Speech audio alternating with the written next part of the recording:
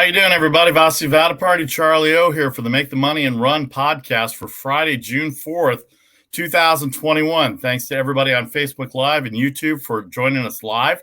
If you miss any of the live broadcasts, including our picks segment at the end of the show, download and subscribe anywhere you get your podcasts at Apple, Google, iHeart, Spotify, SoundCloud. Look for the logo up there in the top right corner and join us at your convenience anytime you get. We are on Mondays, Thursdays, and Fridays. Facebook and YouTube, download and subscribe anywhere. Casey on assignment today. Got some stuff going on. We're coming off of Memorial Day week, so what's one more day off for Casey? Powered by Stables Media. And speaking of Stables Media, we have to give a shout out to our fearless leader, Charlie. Tony Russo's birthday. Tony Russo, today. Happy birthday! Tony Russo's birthday today. He looks great for 85, but happy birthday to Tony. Unbelievably done. I mean, the walker and everything. He's coming for you. He is coming for you. Yeah. He's already on the freeway. Yeah, the walker and everything has not kept him from slowing down with Stables Media this last year through the pandemic and everything like that. And the CAT scan tests have showed positive, so he's completely clean and free. And happy birthday, Tony. You look absolutely amazing for 85, and I'll hear from him about that as well, too. But no, happy birthday, Tony. You're doing a great job with Stables, considering everything that we've done. You're a great partner to be with. You're a great friend, and I'm glad to be part of this. And I'm sure that's the comment right here on Facebook coming right now. Oh, classic Vinny. Vinny G, Tony's best friend down in San Diego. So there you go. Hi, Vinny. How are you, buddy? I saw your post today for Tony, so I wanted to say hi to you as well. Hi, Vinny G. Yep. Tony Russo looks great for 85. Again, Monday, Thursdays, and Fridays, Facebook and YouTube Live. If you're with us right now, download and subscribe anywhere you get your podcasts. All right, Charlie, got a big weekend of sports. So, let's go here as we get to it. The NBA notes. Let's start with the Western Conference. We had 3 of the 4 of the Western semifinals set up. Utah beat Memphis on Wednesday, so they are the 1 seed. They're awaiting the winner of the Clippers Mavericks series, which we'll get to in a second. How about those Denver Nuggets and Nikola Jokic? Everybody wondering how he's an MVP candidate. They were down by double digits, foul trouble in the first quarter. They did get Michael Porter Jr. going with 22 in the first. He ended up with 26, but still Denver, in a game that featured no defense, shocking since that's what we said. That's what we said about the NBA all year to begin with. Down 13, 14 points, and yet it's a 5-on-5 gym setting where there's no fouls, no harm, no foul. And here they are, the 126-115 win by Denver. That underlies the tone of how far behind Denver was. They were down by 14, 16 points at one point. Portland had 97 points with 357. I notated this because I was watching the game yesterday. They only got to 101 by the end of the third quarter. So that was your 4 minutes of defense for Portland to come back. And they knocked off 14 points down to 3 at the end of 3 periods. And then they took over in the fourth quarter. Nikola Jokic, you see, 38 points, 8 rebounds, 6 assists. He was in foul trouble in the first period. You got to believe that something kicked in the second half. Talked about Michael Porter Jr.'s hot start. He started off 6 for 6. 6 of 9, ended up with 22 first quarter points. Said he ended up being 29 points, 26 points for the game. But Monty Morris came off the bench. It's not how you start, it's how you finish. But Monty Morris had 22 points off the bench as well, including key shots in the fourth quarter to lead the Nuggets back on the roll, back against Portland, in spite of all the best efforts of Dame Lillard. Man, can that guy shoot? I can't even say his name, how good that guy can shoot. But Dame Lillard trying to bring that team back, and sure enough, they ended up short. Another first-round exit for the Portland Trailblazers. Denver will have a couple of days off. They will get ready to take on the Phoenix Suns. Why do we say the Phoenix Suns? Because the Phoenix Suns eliminated the Lakers yesterday, 113-100. As a 3-point underdog, because Anthony Davis was starting. He didn't last past 6 minutes and 35 seconds into the 6:35 mark into the game. He didn't last past that. He never came back. The lead got as big as 29, a 113-100 win. It's just way closer than what the game should have been. The Lakers made 2 runs in the game, but it had nothing to do with the outcome of this game. This game was over in the second quarter, and I was looking at the Giants-Cubs on the other side of the field where I was at last night. Devin Booker went off. Devin Booker matched Michael Porter Jr.'s 22 in the first quarter. But how about this? He went on to score 47. He was only one of 4 guys to score in double figures, but they held the Lakers team to 100 points. Clearly, a lot of that was garbage time. So that defense came out to play, and Denver's got a fight on their hands. Charlie, the Western Conference 3-quarter set. Again, we'll hit the Clippers and Mavericks, but the Phoenix Suns on the road 3-point underdog. I have them. Denver Nuggets plus 5.5 on the road. We both had them. And sure enough, they come in Game 6 victories on the road. And these are two better teams than the Lakers and the Trailblazers, as it proved during the regular season, Charlie. Yeah, Vasu, one thing I'd like to go to right away before we get into the details of the game.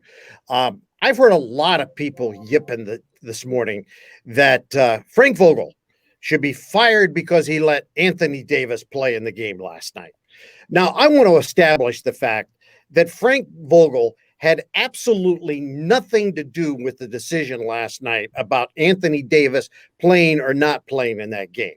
Only one guy had a decision to whether or not Anthony Davis played last night, and that was Anthony Davis. Anthony Davis is a multi-million-dollar player. And AD last night. No, let me interrupt you there for a second. The doctor's okayed him to play too. Well, yeah, but what I'm saying is it was his decision. I mean, the doctor said, okay, give it a try. But bottom line, it was his decision. He wanted to go. He wanted to try to win last night. Competitive spirit. And I hope everybody that was calling him street clothes and everything else stops it. You know, the guy tried to give it a go last night. Ramona Shelburne said the other day on one of our talk shows that injury he had was a 7 to 10 day injury. He tried to push through it. He couldn't do it.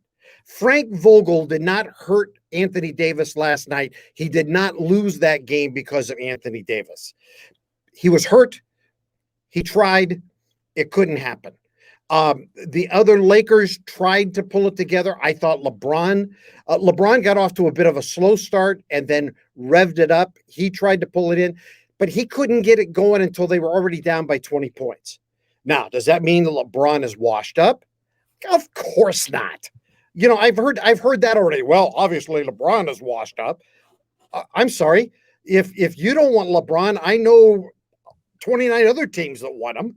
You know, I mean, all of this talk is just driving me nuts. You know, LeBron's not washed up. The Lakers aren't washed up. The Lakers had an injury year. Okay. People have to remember that we've had a lot of basketball in a compressed period of time.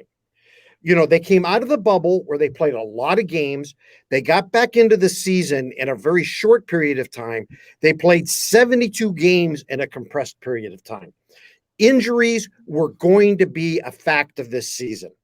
So everything is going to be a little tilted, even on through to whoever winds up being the champions. So, yeah, but I don't want to take away from what the Suns did. We talked about the Suns being an improved team.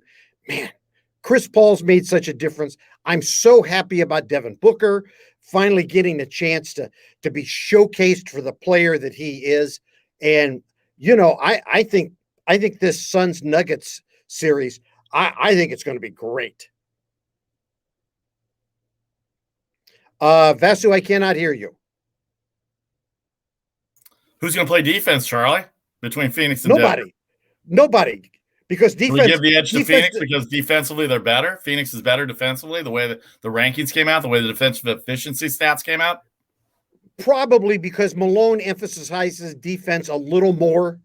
Although, frankly, since he's gone to Denver, his emphasis on defense has been far less than it was when he was here in Sacramento. I have to be honest. But you know, I was talking with my talk show host here in Sacramento this morning in a production meeting, and I have to tell you that old adage that defense wins championships. I think when it comes to the NBA, throw that out with the bathwater. Don't throw the baby out because that's a bad analogy anymore. But you know, I think that's a bad analogy. I'm not sure that defense wins championships anymore in the NBA. And my other proof of that is the over and under in the Bucks Nets first game of 240. Okay, we'll get to that in a second. Holy cow! Anyway, all right, so let's talk about. I don't think that's the case. Let's talk about tonight's game a little bit. The pattern, I absolutely I made a mistake yesterday when I said that all the underdogs covered in the Clippers-Dallas series. All the road teams did win, but the Clippers were favored in the games in Dallas, and they covered both as a favorite. They were a 2.5-point favorite on Friday night, a week ago Friday night. In game 3, they won by a little bit. They won by 10, and then they absolutely blew out Dallas last Sunday. So 2 favorites have covered. They've both been road games by the Clippers. So guess what happens in the pattern? The Clippers are favored tonight by 3 against a team at home that's up 3-2 in the series, who's won all their games in Los Angeles. And I know they're not going to throw away the game and go, oh, we'll just go beat them in Los Angeles, because that's a dangerous way to play. But here are the Clippers, and we have also the Eastern Conference odds for the weekend as well, too. Charlie referenced the 240 on Saturday. That is not a mistake, even though I may be inebriated. I did not mistype it. 240 is the total. The Clippers are 3 and 216.5 tonight for Game 6, 9 o'clock Eastern on ESPN tonight, 216.5. Don't know which way to go on the total. The pattern says take the Clippers, Charlie, at the Clippers -3. And then we go back to Game 7, and the Clippers will be favored by 7 again. And then the Mavericks will end up winning behind Luka Doncic and whatever calls that the Clippers claim they don't get at home at Staples. Yeah, Vasu, I know that because of the everybody's won on the road, the favoritism goes to the Clippers tonight. I've heard all of the things say, well, the Clippers are the better team, blah, blah, blah, blah, blah. I'm against that at this point, because I think at some point, home court advantage has to prevail. I really do. That everything about the odds in the NBA say at some point home court advantage is going to prevail. And I think tonight is when that is going to happen. It's really interesting. After the game on Thursday night or Wednesday night, Lucas said, I think one thing that has happened to us when we've been at home, especially with the crowd, is we've gotten a little too comfortable. Well, Rick Carlisle's a good coach. And if there's anybody that can make you feel uncomfortable, because I've had a chance to be around in the media scrum and interview Rick Carlisle. If there's anybody that can make you feel uncomfortable, it's Rick Carlisle. The only guy that can make you feel more uncomfortable is Popovich. And Rick Carlisle can make you feel pretty uncomfortable. So I know that he's going to take that team and he's going to light a fire underneath them.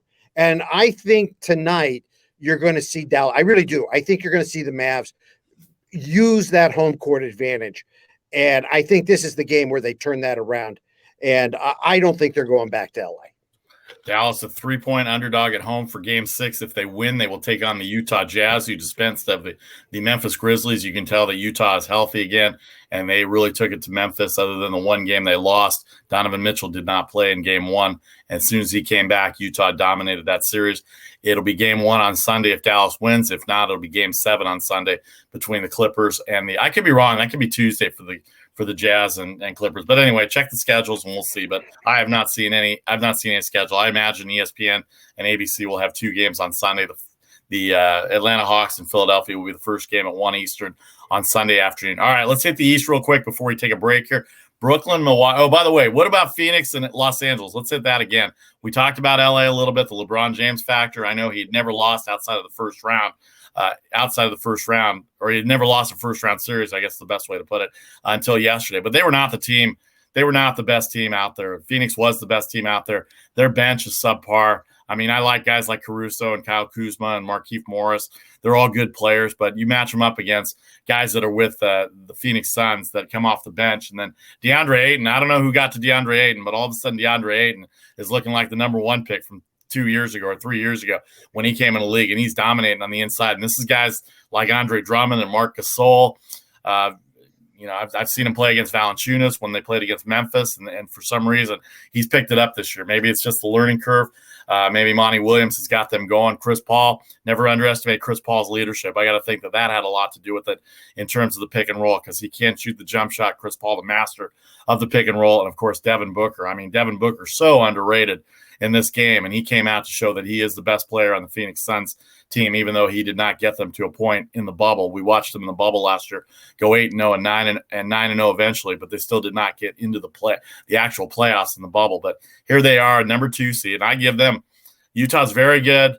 Utah's very, very, very good, and Quinn Snyder's a great coach, and Mitchell and Gobert, Ingles and Bojanovic and Clarkson, 6th man of the year, Jordan Clarkson, they're all there, but I still give Phoenix a really good shot on defense to stop Utah, especially at home. They've beaten Utah at home in their games this year, and on Monday we'll preview it if they haven't had game one already. If they get to the conference finals, we'll have plenty of time to preview it, Charlie. But what about the Phoenix Suns? Do you like in terms of going up against against the Clippers first, and then going up against the Mavericks second? You know, I like the Suns. I like the way they're playing. I think the Mavericks have excelled in this first round. I think everybody that's a Mavericks fan had better enjoy what they've done in the first round, because I think the second round it's done. I mean, I really do. I think they have reached their high watermark in this first round. I think that everybody has a tier. Yeah, you know my philosophy on that. And I think that once they get out of this first round, they will jump into the next tier where they will be out of their comfort zone. Now, don't get me wrong, I don't think they're going to get swept, but I think they're going to find that their talent level is going to be beyond the next level of talent that they face is going to be beyond where they are. And probably because of bench talent will be is what's going to let them down. So I like that. Clippers wise, I hate, and I could be totally wrong, Vasu, but I don't think the Clippers. Let me tell you why I think the Clippers are not moving on. Okay, and this is purely my opinion. I think Kawhi has checked out. Kawhi's got an opt out at the end of the season in his contract. And I don't know what it is. I don't know whether he doesn't like the management. I don't know whether he's not happy with Ty Lue. I don't know whether he's not happy with getting enough of the spotlight. I don't have a clue. I have no insight. But on court demeanor, he's just not there. How can you tell? How can you tell? It's Kawhi Leonard. I know, but it's just. I've watched enough basketball. I've been around enough of it. It's how much basketball and on-court situations have we seen in the course of the time that we've covered. And man, that guy's going through the motions. He's just going through the motions. And I think he's checked out. And if I had to do an over and under, is he there next year or is he not? I'm going, he's not. I think he's done. It'll be interesting to see. All right, so we got the Clippers 3 and 216.5. If we have picks on it, we'll get to that. Forget the actual pick at the end, which we'll make based on the line and the over-under. You think the Mavericks win tonight? Yes. Okay. Let's go to Saturday here for the East. Brooklyn, Milwaukee, -4. We referenced 240.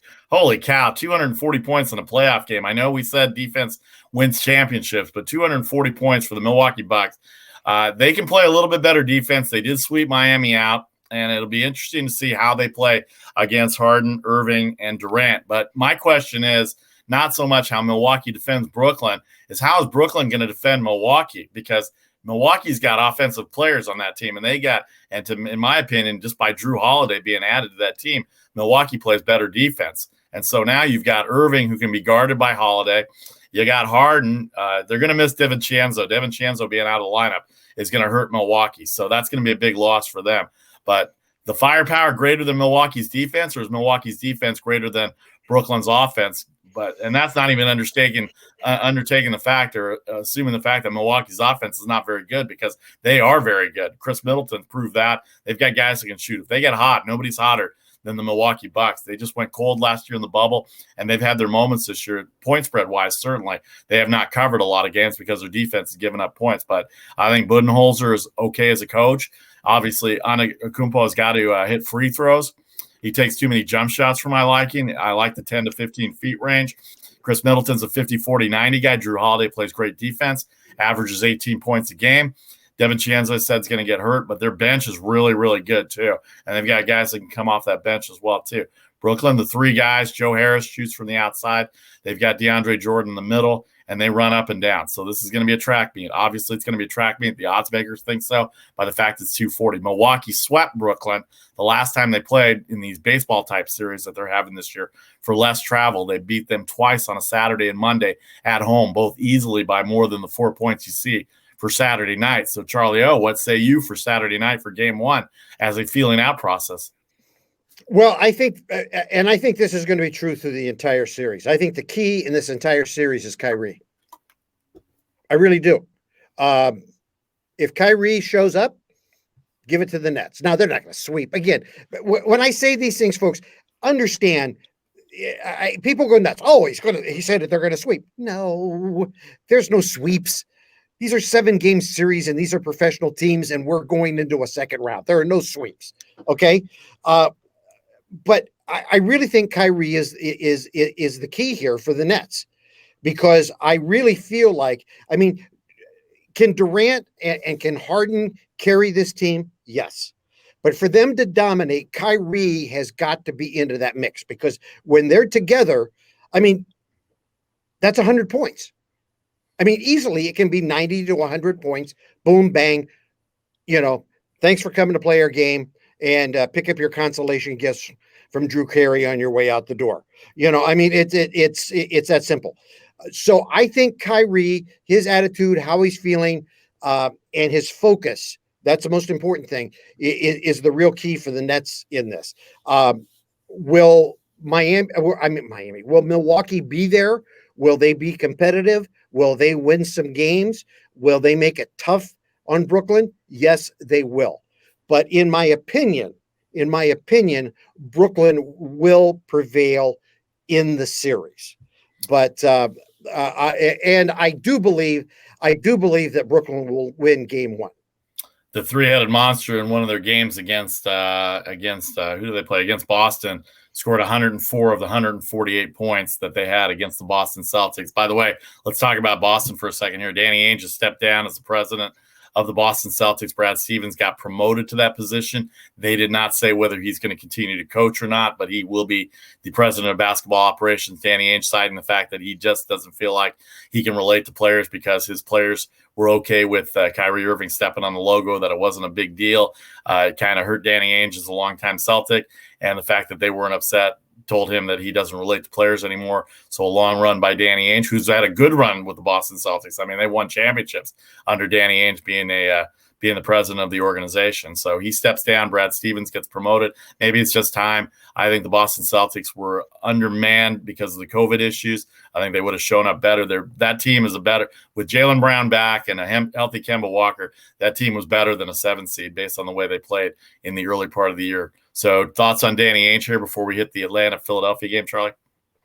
Well, I like Danny. I think he's an amazing guy. First of all, I mean, everybody forgets that Danny Ainge was a professional baseball player and a pro basketball player. And then he's turned himself into an amazing executive in the NBA. I think Danny's just a scratch golfer too, by the way. Yes. By the way, amazing athlete. Yeah. And he rubs people a little wrong. He's kind of a Pete Rose kind of guy. In that respect. No, seriously. I don't relate to players today. That's why he doesn't relate to players today. He's I mean, the classic term is he's a red ass. Okay. Mm-hmm. I mean, and that's what he really is. And I just think, after he had that heart surgery and everything else, I just think he wants to go spend time with his grandkids and maybe become a consultant. I mean, if I were a broadcast group, I'd be going after him in a minute because good on TV. He's knowledgeable. He's well spoken. I would love to have him on my broadcast crews. And I just think he's done with it. After a while, there's just a time where you call it.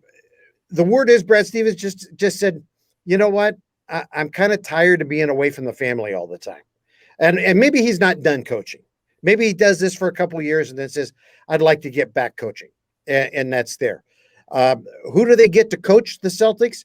I think it's somebody that hasn't been a head coach. I mean, could it be Becky Hammond? Yeah, it could be. Could it, I mean, I think there's a cadre of people. I heard somebody today say, well, because it looks like Terry Stotts probably probably will be out in Portland. I mean, that's been rumored all season long anyway. And now that they didn't perform all that well in the playoffs, there's a lot of conjecture that he's gone. And somebody said, well, if he's gone, will he immediately go to Massachusetts and be interviewed for the Celtics job? And my answer to that is absolutely not, because that's not, why? First of all, he's had a horrible track record right. In the playoffs. He's got a losing record in playoffs. And that's not what they need. They need young, innovative thinking there to relate to a young group of players. So, I think it was just time. It was just time. Every team comes to a time where it's time to turn it over. And I mean, it's just like Coach K. We talked about it yesterday. There comes a time where you turn it over. There'll come a time. I know this is hard to believe, but there'll come a time when Charlie O comes on one day and says, it's just time. And everybody's going to go, oh, thank God. Time covers all points for us, we said. All right, so we'll see what happens in Boston. By the way, anybody considering any of these coaches from other markets, let me just remind everybody, for those that are not in the media world and have not been up there, Boston media is not like the media in Portland, Oregon. Just remember that. I don't think Terry Stotts would have to get used to it very quickly. All right, let's check Facebook here before we hit from the Oregonian. Yeah.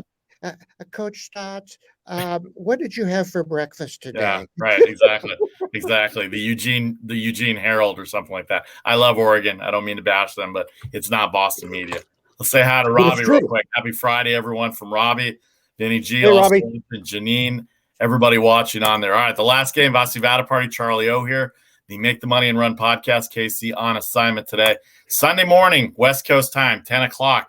Before we even have our breakfast or you go to church, if you're a churchgoer person, unlike me, the Atlanta Hawks are a 2.5-point favorite, 2.5-point underdog to the Philadelphia 76ers, 220.5.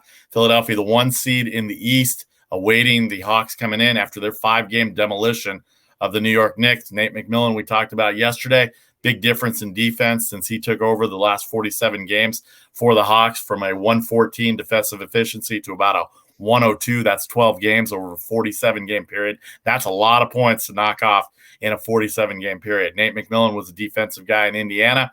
He's going to do the same thing in Atlantic. And this defense, with that offensive capability that they have, that they showed against the Knicks, Philadelphia's tough. Philadelphia plays great defense. Doc Rivers, a great coach.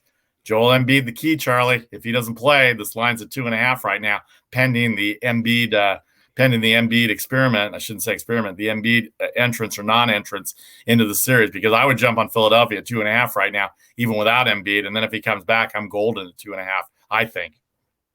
Yeah, absolutely. I mean, Embiid's the key to the series for Philadelphia. He really is. I mean, can they win without him? Yeah, but it becomes very difficult. I mean, Simmons is important. Seth Curry is important out there in that series, but they need Embiid. I mean, they need Embiid in 5 games of a 7-game series. They need him in 5 games of the 7-game series. They can go 2 games without him, but they need him in 5 games of a 7-game series out there.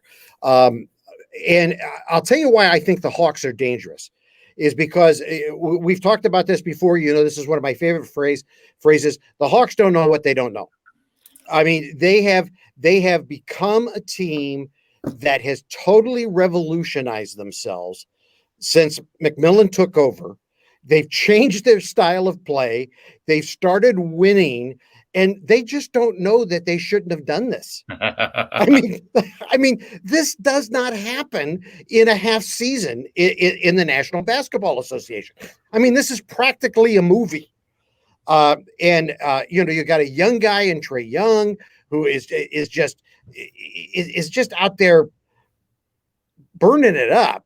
And I love the fact, I mean, people are making a big deal out of it. And I think he's just working it for all that stuff, taking on the bad boy role and all that stuff. I love it, man. The guy's just working it for all it's worth. I just think it's great.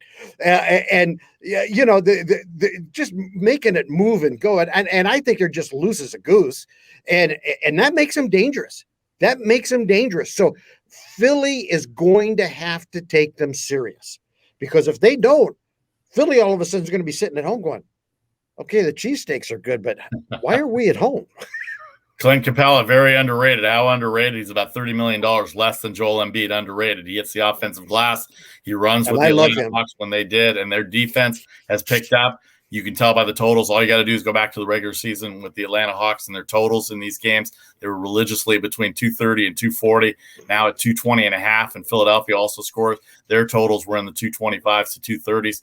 Defense going to be the name of the game. This over-under at 220.5. Game one in Philadelphia on Sunday, 1 Eastern, 10 a.m. Pacific, out here on ABC. All right, we're going to take a break, talk a little hockey when we come back. Just a couple of minutes. Did you know how many overtime games there were amongst all the playoff games? We'll get to that in a little bit, but also a lot of Major League Baseball. A lot of Major League Baseball to talk about. 3 big series that I want to hit, and then we'll have a little potpourri. I want to celebrate Lou Gehrig's Day. So not really celebrate, but kind of acknowledge Lou Gehrig's Day on June 2nd. This past Wednesday, a lot of celebrations, a lot of honoring of ALS and the effects that it's had and what Major League Baseball has done to it. One of the few things that Rob Manfred has agreed to in the last few years that has worked out. So good on his PR team for that.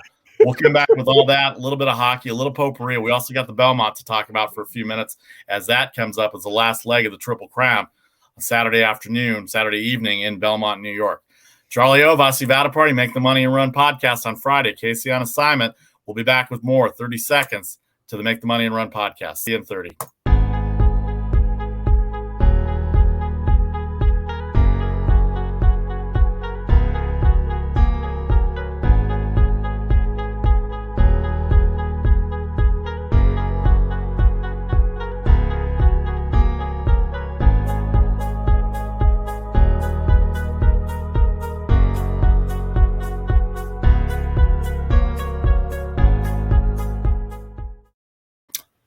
Hello, everybody. Vasu Vaddiparty, Charlie O, back with you from break. This is the Make the Money and Run podcast for June 4th, 2021.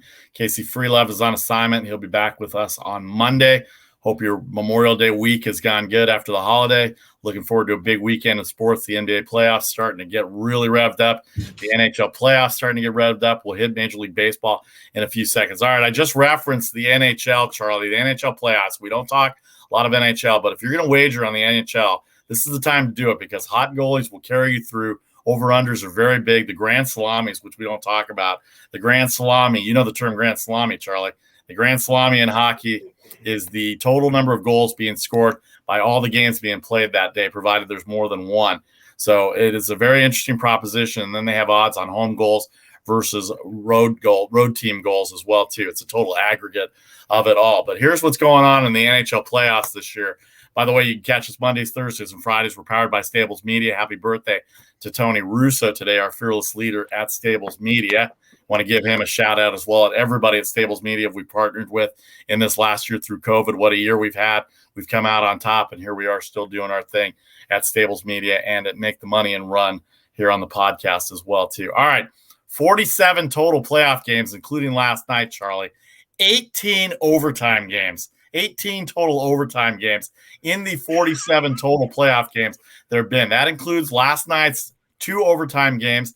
Carolina, I said Florida, the Carolina Panthers, the Carolina Hurricane, not the Florida Panthers, not the Carolina Panthers. The Carolina Hurricane have gotten back in this series on the road. This is one of those all road teams win so far. They get a 3-2 victory in overtime at the 6-minute mark.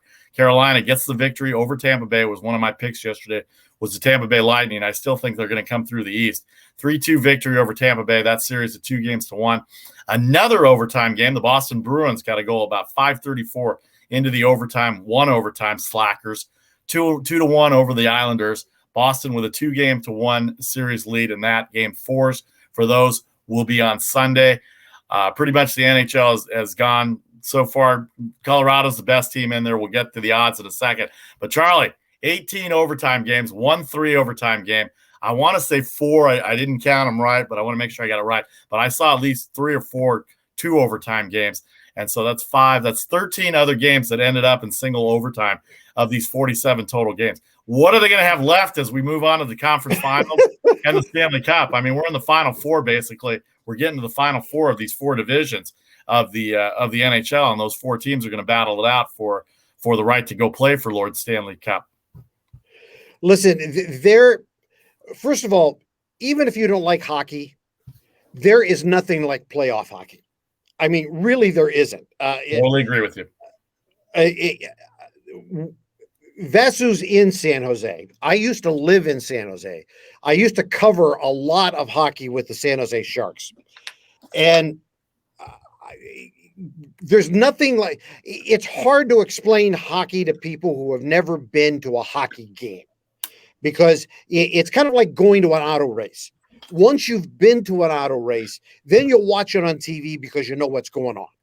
And I think hockey's the same way, Vasu. I really do. I think once you've been there and you've seen the puck, you know where the puck goes, you know how the thing goes, then you'll watch it on TV because you understand what's happening.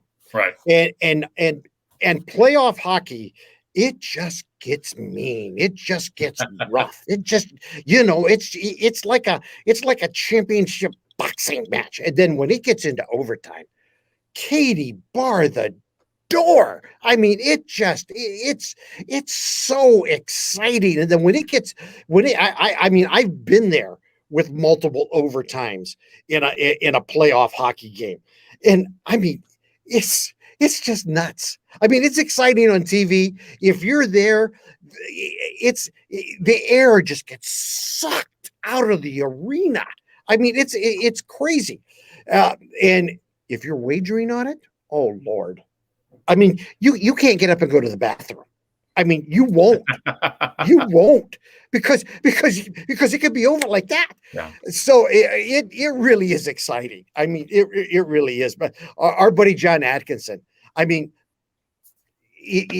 when he's watching hockey, do not, especially playoff hockey, do not text him, do not call him, do not email him, do not send a certified letter, nothing, because he will not respond to you.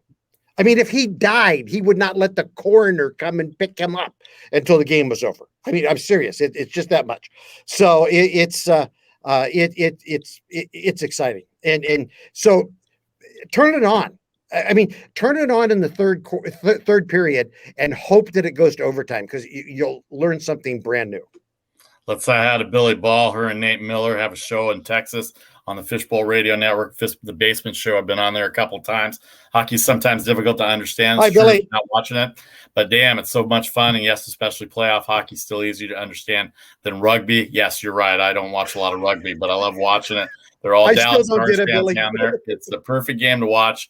It's a remote control deal where you watch a movie and you see a movie you want to see. You can't flip the remote to another channel. Same thing with playoff hockey. When you get to the third period, especially overtime, and nobody will take baseball away from me. Nobody will take the NFL. And I've seen it on side TVs and sports bars on an NFL Sunday. But damn, if my eyes aren't watching that overtime hockey game in the middle of a third quarter of a big NFL football game, and yet I'm still watching, waiting for that split second to have open. All right, so we talked about that. 18 of 47. See, that's 9 of 24. That's like 3. That's like 38% of the playoff games have been in overtimes. 5 of them have been in double overtimes or one triple overtime. Unbelievable hockey. I watched a 5 overtime game 20 years ago between Pittsburgh and Carolina, and you couldn't leave. I started at 4 o'clock. I started at 4 o'clock West Coast time and ended at 1 o'clock my time. So you can imagine how it was in Carolina at 4 o'clock in the morning. They're waiting through five overtimes between the Pittsburgh Penguins and Carolina Hurricanes at that point. So the odds for tonight, Colorado seems like they're the best team in the West, 115 favorite at Las Vegas. They have a 2-0 series lead. Montreal continues to surprise. They're the lowest seed in the four teams in that Canadian division. They have a 1-0 series lead with a 5-3 victory on Winnipeg Wednesday. They're a slight underdog, probably minus 105 if you have a 20-cent line.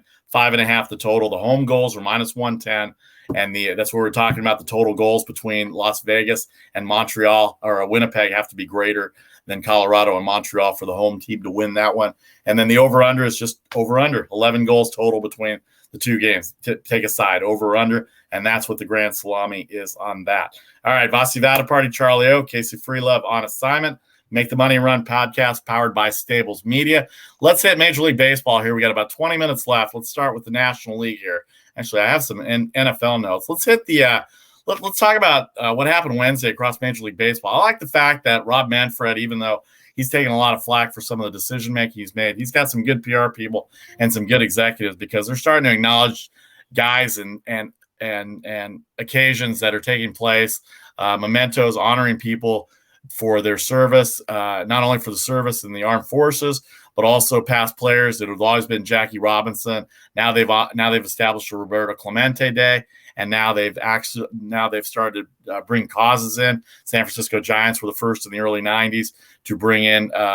I forgot what the actual name is, but it was for the AIDS cause that Rod Beck has started. John Shambi, the last few years, had kind of gone through this whole thing with a friend of his through ALS, and kind of had Major League Baseball start this as well too. And so every team has a nominee for Roberto Clemente Award, and now there'll be a Lou Gehrig Award as well too for their commitment to the community. And what a terrible disease it is. There's no cure for it. We all know the Lou Gehrig speech.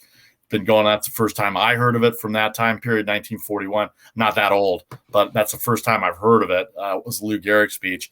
And so it's just it's interesting to see how they did it. And I'm glad they've honored it. And sometimes it's a disease that does not get funded enough, Charlie. It gets lost in the wind. And sometimes, the worst part about it is, and that goes with anything too. That goes with any disability. Sometimes you feel disconnected from the regular community because you can't contribute and you can't be part of it. And to be acknowledged for it and to be part of the community and have something to be part of and be acknowledged on the field of play or some kind of ceremony to do that. I have a friend who had MS. It's not the same, but it's similar in that regard. So I understand the wear and tear it puts on people and puts on families, not to mention the cost. It's not always covered by insurance. And certainly in this country with everything going on, the insurance issue is another issue. We're not going to get on that, but good on Major League Baseball in terms of ALS and in terms of what they're doing to make that more of a known commodity, so people understand exactly what it is and get going. The bucket challenge, people know what the bucket challenge was from a few years ago, and that basically was for ALS and what it was for the young man from Boston whose name escapes me, but his name should be on everybody's tongue when it comes to ALS. But good on Major League Baseball for doing that, Charlie. Yeah, Vasu, Jeremy Schaap on Outside the Lines on Wednesday did a special, and I'm sure it's available on demand on the ESPN.com site, and everybody should go and watch it, because one of the people that was part of the impetus behind the Lou Gehrig Day was a gentleman who was an avid baseball fan and contracted ALS. And he got with a buddy of his, and it was one of the execs with the Arizona Diamondbacks and some other people that kind of groundswelled this whole thing.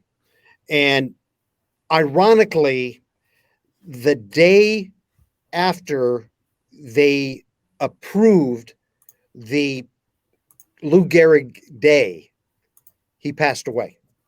So his wife said it was kind of like he achieved his goal and he was able to rest. And I mean, I got to tell you, I sat there and blubbered. I just blubbered because he was such a cool guy, and he obviously loved the game of baseball. And it's a rotten disease. I had a chance to be around. He wasn't my buddy, but I had a chance to be around a few times. Charlie Wiedemeyer, who was the internet's going. We lost the internet for a second. There you go. Can you hear me? You got me? Yeah, I got you. Okay. I had a chance to be around Charlie Wiedemeyer, who was Charlie Wiedemeyer at Los Gatos High School in just outside San Jose. And Charlie contracted ALS and remained the head football coach at Los Gatos for a long time. And his lovely wife, Lucy, helped him. And but it was, just it's so difficult. Here was a guy who was so vital, and he fought, man. He just fought. It was inspirational in that way. But you're right, underfunded and still just, a mystery disease. And the inspiration that Lou Gehrig is and was, I just, you're right. I'm not a Rob Manfred fan, but Rob, salute, buddy. You finally got one right. Yeah, Lou Gehrig, Jackie Robinson, Roberto Clemente, all the people that need to be appreciated, all the players that have gone through what they've gone through in baseball. Actually, baseball does a pretty good job in terms of celebrating causes and getting names out there, because a lot of people That's are true. baseball fans, and that is, we don't want to throw them under the bus yet. We'll do that. We'll do Well, that. that's not true, but that's All right. Vasu Vaddiparty, Charlie O here. A little internet problem, but we got it back. Thank you, Billy, for all the comments. We got that. Yeah, I can't put that on there I can't put that about there on Manfred. So we'll keep that PG right now. This is still for kids. Glad your show is doing well. You can say it on your show, but we're not going to say it on our show, Billy. So thank you very much. It's on Facebook. So let's get to the National League here real quick. Max Scherzer, Zach Wheeler. That's a game I'm looking at tonight. The Phillies in second place behind the New York Mets. Cannot figure out the Mets. They have not played all their games. They started 1 week late with all the COVID issues that they had to start the season. But Zach Wheeler has pitched great these last 5 starts. And in my picks, I'll have a pick on this game. But there is just something about Max Scherzer and something about the Washington Nationals. When he pitches for them, they end up playing really well. And it's a game I'm looking forward to. It's a game I'm going to have action on. That's one game tonight. Pittsburgh, Miami. We know the story of the Pirates and the Marlins. Marlins actually pretty good. Don Mattingly doing a good job over there. Cody Poteet, 125, 106 for Pittsburgh there. The Dodgers at Atlanta, another big series this weekend. Saturday's game will be on Fox. Julio Urias, who got beaten up by the Giants last week, 125 favored, 8.5 the total. Ian Anderson's had a rough struggle, sophomore jinx. Maybe teams are catching up to him after last year. He surprised everybody. Milwaukee cannot figure out their offense, 190 over Arizona. Freddie Peralta against Matt Peacock. Arizona having a tough time playing defense and getting guys out. Their bullpen's horrible. All you got to do is watch the Mets series to see how that happened. They had 3 chances to win that game on Wednesday afternoon against the Mets. And then a big rivalry in the NL Central, St. Louis, who lost to Cincinnati at home. No shortage of happiness all over the Cincinnati area based on the rivalry that goes way back to Brandon Phillips and Yadier Molina. And way before that, Tony La Russa and Dusty Baker. Kim versus Luis Castillo, who was brilliant last year, not having a good year this year, 8.5 the total. Charlie, National League wise, I'm looking at, and actually let's add one more to this. The New York Mets in San Diego playing tonight in San Diego. Joey Lucchesi against Blake Snell. Padres got a win last night over New York. New York still holding on to first place. The Padres, I'm still not sold on the Padres. I don't know. Maybe I need to be sold on the Padres. I think the Giants were better than, or even with them coming into the year, but I'm not sold on them. And then we don't have the lineup, but it's been noted that Scott Kazmir is going to pitch for the Giants. There is a line on the Scott Kazmir versus Jake Arrieta and the Cubs. He is a slight favorite, about 108, and the total 8 against the Cubs tonight with Jake Arrieta on the mound for the Cubs. Giants get a 7-2 victory. Brandon Crawford, how about Brandon Crawford on the scrap heap 2 years ago, looking like an MVP candidate for the National League in 2021. So what say you, Charlie, about the National League as we move on here? Well, first of all, I got to ask you a question. What is it going to take for you to be sold on the Padres? They got to play better defense, and they got to hit in the clutch. I don't like their starting pitching. I think Blake Snell can get effectively wild. He has one bad inning.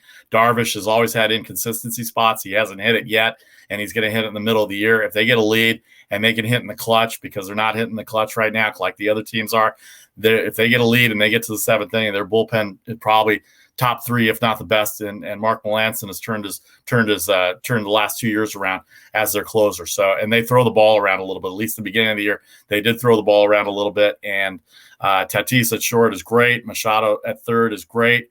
But I just think they throw the ball around too much, and I just don't think they hit well enough. Maybe it's the park, maybe it's the nighttime conditions. They don't score a lot, but I'm just not sold on the starting pitching. Even Lamet, he's still injured, and he hasn't proven that what he's been the last 2 years for San Diego in the rotation. How you doing, people in San Diego? Just wanted to let you know that.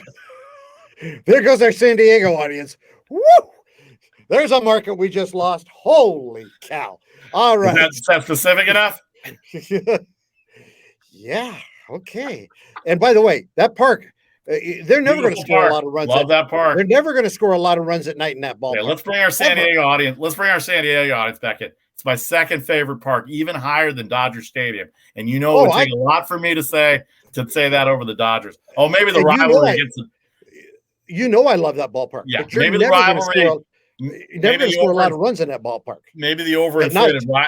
Maybe the overinflated rivalry by the Padres to the Dodgers has kind of shined me off of them, because it's still Dodgers Giants for me. Well, first of all, your criticism of Blake Snell is is very valid. I mean, since he had the surgery in 2019, he's been a very ordinary pitcher.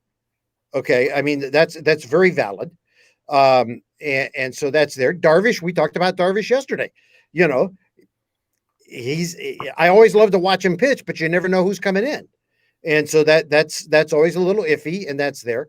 Melanson, man, that's a story of Lazarus right there. You know, Lazarus, come forth, man, and he came out of the grave. I don't know, man. Holy cow! I mean that's a good one.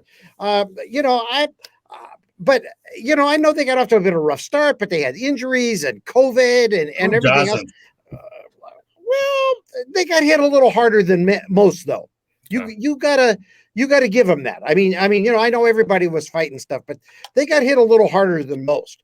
And again, based on some of our viewing audience and listening audience and my Facebook crowd, I don't know squat about baseball, so I'll take that for what it's worth. Maybe I don't know what I'm talking about. Now, I know you're beating up on him, but folks, he does know baseball. I have to back him up on that. He does know baseball. Okay, so his opinions, you may disagree with them, and I disagree with them often, but he does know baseball pretty well. Did I just say something nice about you? Yeah, absolutely. Happy birthday. It's not even my birthday. Oh, my gosh. Anyway, but the one problem that the Padres are always going to have when they're at home is at night, it's tough. It's tough to score runs there. I don't understand why they don't play. Well, I do understand. But if they were smart, they'd play more Saturday afternoon games there. They don't play them because San Diego is so nice that nobody wants to be in a ballpark on Saturday afternoon in San Diego. Everybody wants to be on the flipping beach, okay, and out and about. So they're going to go. That's why they play Saturday night games. Because the other thing is, it's just gorgeous to be in that ballpark on a Saturday night. But that's a hard park to score in at night because the ball doesn't carry. During the daytime, that ball up and away. So if they played Saturday afternoon games there, they would probably win more home games. And I'm serious. You know, I know I'm Mr. Meteorology. Thank you, Len. Thank you, John. I'm right. You know I'm right. And it would make a difference. But they're not that bad, Vasu. I'm sorry. I didn't say they were that bad. I just don't think they're as good as everybody made them out to be as the number 2 team in baseball coming into the year. All right, let's move on to the American League now. We've got about 7 minutes left. We want to make sure we get our picks. That's what a lot of people tune in for. So the American League, hey, Yankees Boston are playing again this weekend. They're going to be on Fox and they're going to be on ESPN on Saturday and Sunday. What a shock. Michael King, who nobody's heard of, Yankees throw the ball around. They haven't hit the ball the last week. And if they play bad defense and their starting pitching is not the way it is, Tampa Bay got to him a little bit, even got to Garrett Cole yesterday. Nathan Eovaldi for the Red Sox, second place behind those Tampa Bay Rays, who are at Texas tonight. Hi, Billy. Hi, Nate Miller. 127 favorite at the Texas Rangers. Kyle Gibson having a good year. John Fleming, who was pretty effective in postseason. 127 and 8 the total there, Fleming and Gibson. Kansas City Royals are only 5 games back in the American League Central, believe it or not, behind the White Sox. And the White Sox have the Detroit Tigers tonight with Spencer Turnbull going for Detroit. Dallas Keuchel, very low odds. I guess Turnbull's having a good year, 4-2, 2.76. Dallas Keuchel, we know about Dallas Keuchel in the Houston Astros days, 144 there. And then Shohei Ohtani gets another start tonight against the Mariners. I had the Mariners last night as an underdog over the Angels. I'm not sold on the Angels. They're only 6.5 games back in the AL West. It's fool's gold to me. But Shohei Ohtani is a sight to see at home, 166, 9 the total. And then we'll hit the interleague game as well, too. The Oakland A's at Colorado tonight. Frankie Montas and John Gray. Colorado, lots of offense there. I got a feeling the A's might put up 17 runs the next 2 days over here because I am not sold on Frankie Montas or Luzardo, even though Luzardo's come back. All right, Charlie, in 3 minutes, go ahead and give me your American League and interleague takes. Well, listen, first of all, in that Red Sox-Yankees game, I just came across this quickly this morning. Eovaldi's only given up 1 home run this season. I mean, that was opening day. That was crazy. Day. Yep. That's crazy. In this environment, that's nuts. And a Yankees team that is doing horrible against right-handed pitching. How can a Yankees team that is built to hit off right-handed pitching not hit right-handed pitching? That's horrible. So you kind of know how I'm leaning in that game. Who else in that deal? By the way, in that interleague game, It's Colorado, folks. Over. Watch the weather. Watch the weather. Believe me, Colorado. What does Uncle Charlie always tell you? I would say take the over. Watch the weather. Watch the weather. Watch the weather. And if you're going to go, forget the spreads. Forget all of that stuff. Only over, under. And if you're going to watch the weather, and it better be an over. Okay. I'm telling you right now. Astros, Blue Jays. Blue Jays loving being in Buffalo.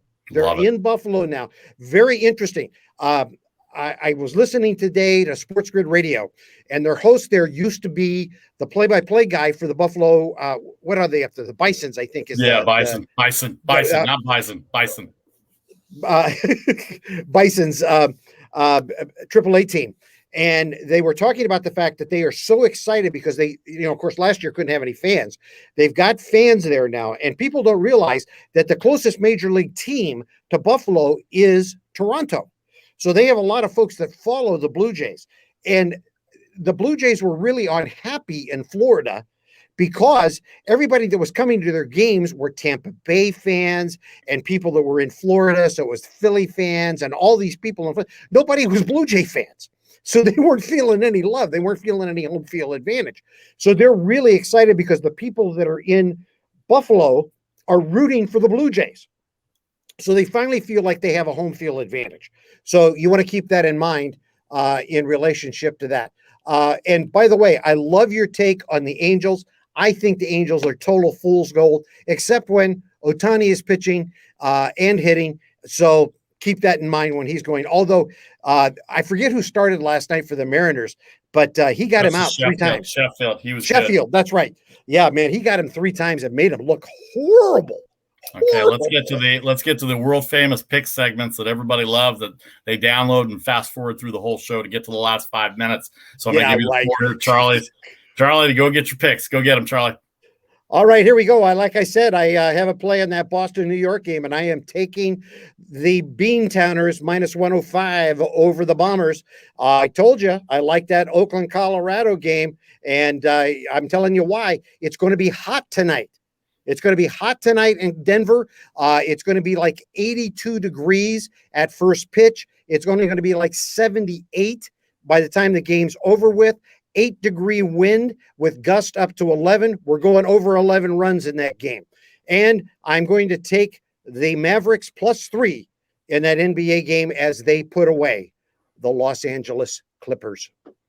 All right. That's a good pick by Charlie, taking the Mavericks. All right. I'm going to go with the Toronto. When they put in Buffalo last year, they were averaging about 8.5, 9 runs a game.